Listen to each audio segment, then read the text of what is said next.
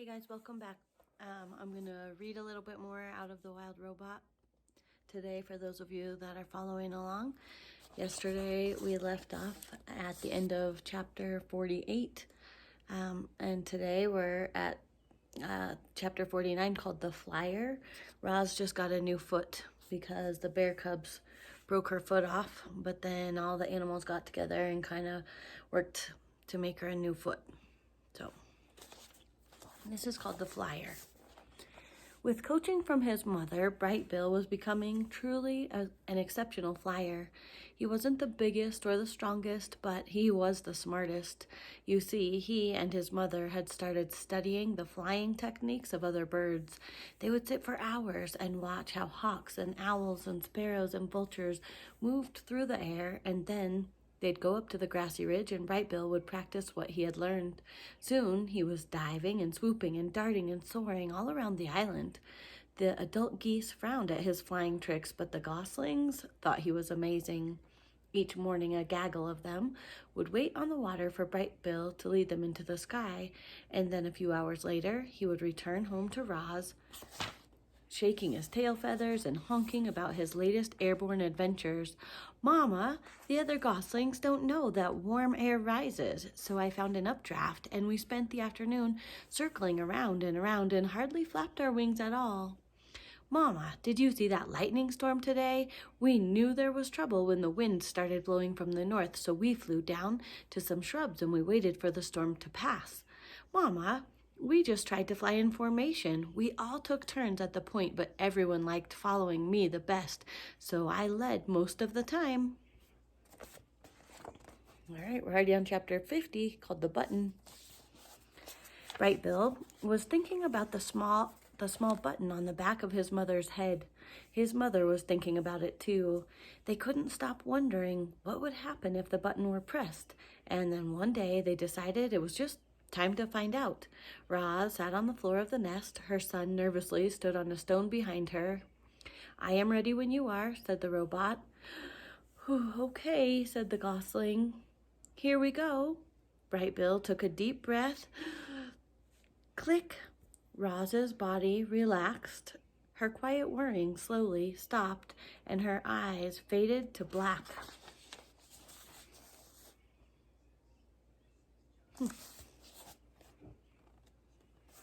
"Mama, can you hear me?" There was no answer. Bright Bill waddled around, and he looked at his mother's face. Her strange spark of life had just gone out. The gosling had never felt more alone. He was ready to switch her back on, but what if she didn't wake up? What if she woke up different? The gosling was afraid to press the button, and he was afraid not to press the button. Bright Bill took a deep breath. Click. Roz's body tensed. Her quiet whirring slowly started. Her eyes began to glow. "Mama, can you hear me?" "Hello, I am Rozum, Unit 7134, but you may call me Roz." The robot spoke these words automatically in a language that Bright Bill didn't understand. His little heart raced. His worst fears seemed to be coming true. But a moment later, her familiar voice returned, and the robot said, in the language of the animals, "Oh, hello, son. How long was I out? It seemed like only an instant to me." "You were only out for a few minutes," said the gosling as he hugged his mother, "but it seemed like forever to me." All right, chapter 51 is called The Autumn. The days were getting shorter, the air was getting crisper, and then one morning Roz walked out to find a layer of frost on the garden. Autumn had come to the island. The tree leaves, which had been green for the robot's entire life, turned yellow and orange and red, and then they let go of their branches and they floated down to the ground, and gradually the forest filled with the sounds of creatures scurrying through the dead leaves. Tree nuts were also falling, thunking onto roots and rocks and occasionally clanging off the robot. The smell of the flowers faded as the blossoms withered. All the rich scents and colors of the island were just draining away. The animals were also changing. Furry animals were growing more fur, feathery animals were growing more feathers, scaly animals were starting to look for new homes. "Yep," "It's cooling off," croaked one frog to another. "Before long it'll be time for sleeping." "Yep. I had better start looking for a new hole," croaked the second frog. "Have you found one yet?" "Nah," croaked the first frog. "I'll look for a hole next week. For now I'm going to enjoy the warm sunlight while it lasts." "Yep." Many of the island animals were already thinking about their winter hibernation. Frogs and bees and snakes and even bears would soon disappear and spend the next few months resting out of sight. And then there were the birds. Some birds, like owls and woodpeckers, would spend the winter nesting and eating the island's few remaining edibles. But the migratory birds were preparing for the long journey south to their warm wintering grounds, and among these birds destined to leave were the geese. This is called The Flock, chapter 52. Bright Bill slowly waddled into the nest. He had a confused look on his face. "Mama, the other goslings all said that we would have to leave the island soon, and we won't return for months and months. Is that true?" "That is true," said Roz. "You know that geese migrate south for the winter." "But will you migrate with us?" said Bright Bill. "I cannot fly or swim, so I will spend the winter here on the island." "Can I stay with you?" "I do not think that is a good idea.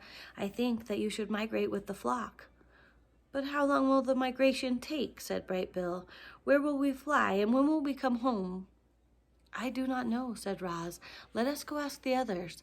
And so the robot and the gosling walked around the pond to where Loudwing and her friends were chatting. "Hello, everyone," said Roz. "Bright Bill has some questions about the flock's upcoming winter migration." "And we'd be happy to answer them," said Loudwing. "What would you like to know, little one?" "Well, how long will the migration take?" said Bright Bill. "Where will we fly, and when will we come home?" "It'll take us a couple of weeks to fly south," said Loudwing, "depending on the weather. We will join other flocks at a beautiful lake in the middle of a great sprawling field," said another goose, "and we'll come back to the island after 4 or 5 months," said someone else, "depending on the weather." As they walked back to the nest, Bright Bill said to his mother, "Lately I've been feeling this strong urge to fly, not just around the pond or the island, but to go on a long flight, a journey." "Those are your instincts," said the robot. "All animals have instincts, and they help you to survive." "But do you have instincts?" said the gosling. "I do have instincts, and they help me to survive also. My instincts are definitely telling me to fly south for the winter, said Bright Bill. "I just wish you could join us. I'm going to worry about you the whole time while I'm away." "Do not worry, I will be fine," said Roz. "How bad could a winter be?" Chapter 53 is called The Migration. It was the night before the migration, and Bright Bill was sleeping fitfully. Roz watched him toss and turn until he finally crawled up into her arms, and she rocked him to sleep, just like in the old days. Early the next morning, Bright Bill waddled outside, and he looked at the pond. The water was still perfectly still. A few lazy clouds drifted above. Geese were already gathering by the beach, and then tiny claws scampered down from the treetops. "So, today is the day, huh?" said Chit Chat, perched on a branch. "You're going to see so many new things and meet so many new animals, and if there are any squirrels at your wintering grounds, please tell them that Chit Chat says hello." "Today is the day," said Bright Bill. "The flock will be leaving soon." "Are you excited, or nervous, or scared?" "I am all of those things," the squirrel whispered. "Well, don't worry about your mother. I will look after her, so you know that she'll be perfectly fine." Bright Bill smiled. "I am afraid it is time to go," said Roz as she stepped out of the nest. "Okay, Mama," said the gosling. "See you in the spring." Chit Chat. "Nice to have a nice migration, Bright Bill." The squirrel scampered back into the treetops. "Come home with lots of exciting stories, but not too exciting because I don't want anything scary to happen to you. Goodbye." The geese were honking with excitement and hustling around as they made their final preparations. Several of the fathers huddled together discussing their flight plans, while the mothers took a head count. "There you are, Bright Bill," Loudwig honked from the middle of the crowd. "We are just about to begin." "May I have your attention, please?" said the biggest goose. "As most of you know, my name is Longneck, and I will be leading this year's migration. I am asking everyone to please join your families for takeoff. Once we're all airborne, each family will take its position in our V formation, and we will start the first leg of our journey. Are there any questions?" "I have a question," came a booming voice. "My son will not have any family with him. Where does he fit into the formation?" Everyone turned to Longneck. "He can fly with me," said the big goose. "I hear that Bright Bill is a very clever flyer. I could use his help at the point." A moment later, the geese began flapping and honking and making their way into the air. A cloud of feathers floated down around the robot and her son. "You are not a gosling anymore," said Roz. "I am proud of the fine young goose that you have become."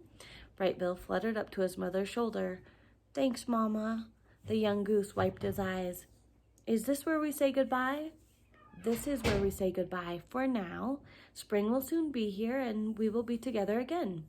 "I am going to miss you," said Bright Bill as he nuzzled his mother. "I am going to miss you too," said Roz as she nuzzled her son. The goose took a deep breath, and then he shook his tail feathers, flapped his wings, and joined the flock. At first, the geese flew in a disorganized jumble, but each goose slowly drifted into position until the flock formed a wobbly V. At the lead was Longneck, and right behind his left wing was Bright Bill. They circled in the sky until the V pointed south, and then the geese began their long migration.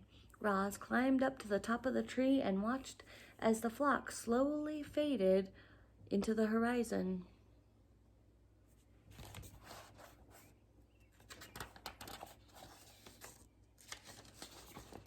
All right, we have about 5 more minutes. This chapter is called The Winter. The island was quiet. The migratory birds had all left. The hibernators were all asleep, and everyone else had begun their simple winter routines. Everyone but Roz. Now that she was alone, our robot didn't know what to do with herself. She just stood in her gray garden, and she watched a sheet of ice slowly form on the pond. Sometimes she could hear her good friends, the beavers, going about their business beneath the ice, and she wondered when she would see them again. Roz stood there until snowflakes started drifting down from the sky. The flakes swirled in the breeze and slowly piled up on the ground and on the trees and on the robot. So she crouched into the nest. She slid the stone door behind her, and she just sat in darkness. Hours and days and weeks went by without the robot moving. She had no need to move. She felt perfectly safe in the nest, and so, in her own way, the robot hibernated. Roz's body relaxed. Her quiet, whirring sound slowly stopped. Her eyes faded to black. She probably could have spent centuries like that, hibernating in total darkness, but the robot's hibernation was suddenly interrupted when a shaft of sunlight fell upon her face and carried energy back up to her empty battery. Roz's body tensed. Her quiet whirring slowly started. Her eyes began to glow. "Hello, I am Rozum, Unit 7134, but you may call me Roz," the robot said automatically. When all of her systems were up and running again, Roz noticed that she was surrounded by broken branches and piles of snow. The roof of the nest had caved in, and the lodge was now flooded with sunlight. Roz felt more energized with each passing minute, but she also felt cold. Her joints felt stiff and brittle, and her thinking was slow, so she got up. She cleared a spot on the floor and made a fire. The snow inside the nest began to melt, and the robot's sensors began to thaw, and when she was ready, she climbed out through the hole and into a bright and foreign landscape. The world that Roz had known was now covered in a thick layer of snow. Tree limbs bent to the ground under heavy sleeves. The dark pond was now pure white. The only sounds were Roz's own crunching footsteps. Faint wisps of steam curled up from the robot's body as she trudged through the forest. Roz plunged a hand into a lump of snow and pulled up a long stick. She snapped it in half and flung both of the pieces back to the nest. She took a few more steps and picked up a fallen tree. She hacked it into smaller pieces and flung them back as well. And then she reached down to another snowy shape, but what she pulled up was not a piece of wood. It was Dirt, the weasel. And He was frozen solid.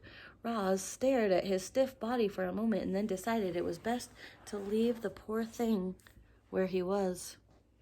As the robot continued gathering wood, she found more victims of the cold. A frozen mouse, a frozen bird, a frozen deer. Had all of these animals frozen to death? No, not at all. There were a few fresh tracks in the snow. As we know, the wilderness is filled with beauty, but it's also filled with ugliness, and that winter was ugly. A devastating cold front had swept down from the north and brought dangerous temperatures and huge amounts of snow.